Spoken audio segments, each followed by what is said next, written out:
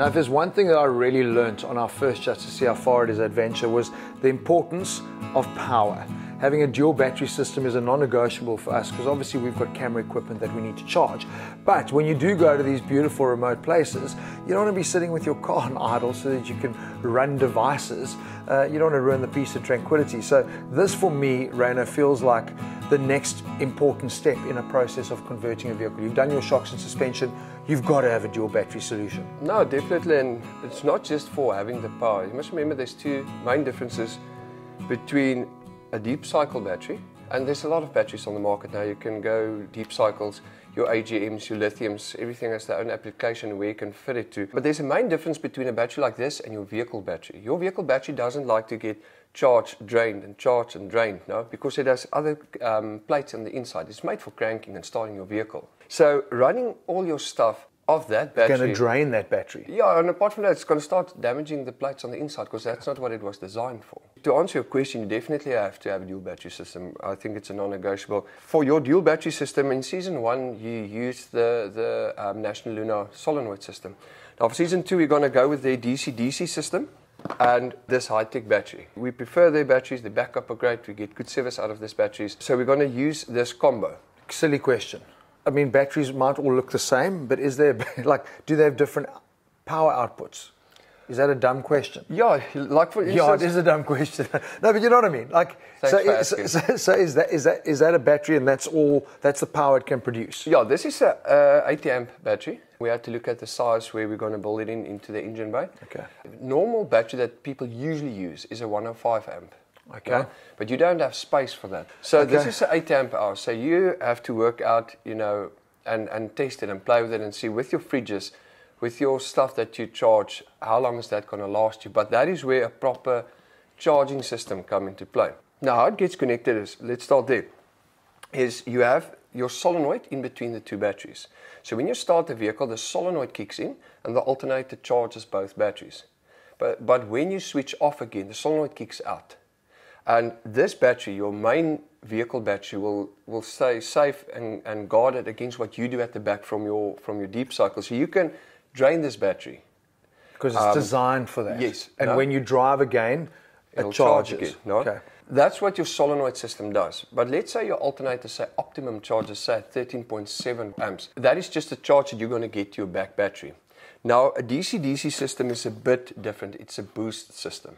Now, there's a lot of extras to it. As you can see, it's a 25 amp. Okay. So even though your alternator pushes in, say, 13.5, 13.7, this is going to enhance it to your back battery to 25 amps. Does that mean it charges faster? Yes. Okay. And more efficient and more constant. All right. Because your alternator fluctuates in the amps it's giving depending on how fast you drive. This thing charges consistently. There's stuff you don't even think about stuff like that. Where does that fit in? Because I know now this sits in the front, and then obviously you're going to run cables to the back of the vehicle. So where does this fit in that process? So what we're going to do is this battery is going to go into the vehicle, and somewhere very close to it we'll fit this system for you. Then we'll set it to the correct battery that you have in your vehicle. Okay. And this gives you all the info that you need. Now you can see when the alternator is charging, there's a light that will be on there with the charge light. And when your batteries are full, you'll see there's a float light that'll go on there. So it keeps it in constant, and that's protecting your battery ultimately. Exactly, yeah. But there's another nice add-on of a DC to DC system, or a proper DC to DC system. You'll see it as a sunlight there. No? It is actually already equipped with a solar panel regulator in it. So we can just make you an outlet where you can plug your solar panel in, and you're already equipped with it through the system. You see, because that for me makes a lot of sense. Because I know, you look at a lot of the guys, they've got solar panels they put on their roof or whatever, which is all hell of a lacquer. But when you're going to go camping, you're generally looking for shade.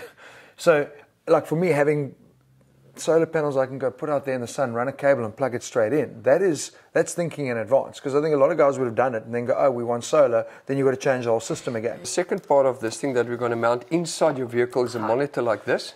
This thing, when it's on, is going to show you your main battery, and it's going to show you your auxiliary battery. It's going to show you the charge you're getting in.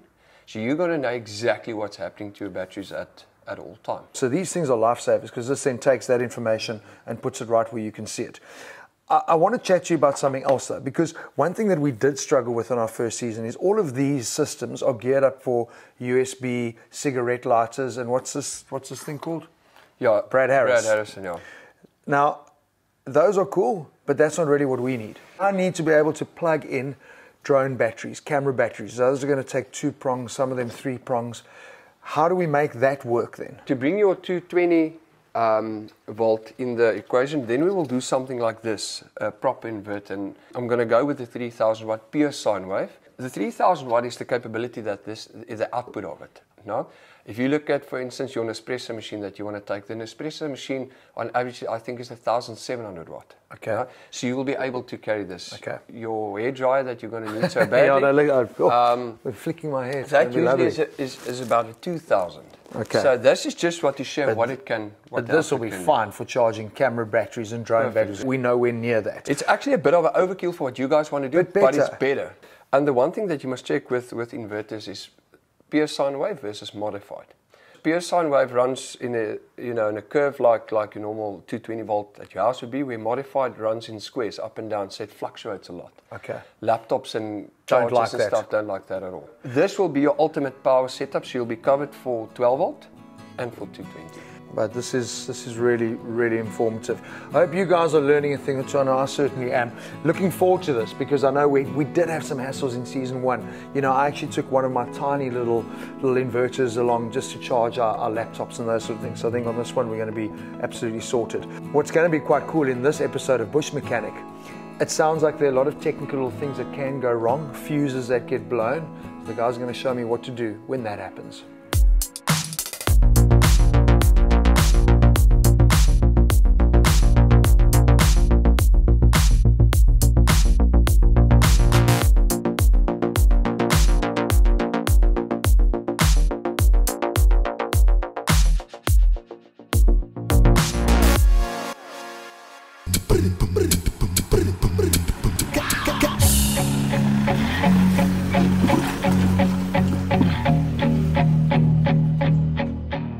So what's cool with this DAG fridge is I've got this amazing little app, and I can, as I'm driving, check the status of the fridge. I can choose fridge, freezer, change the temperature. Come have a look, let me show you how it works. Actually super cool.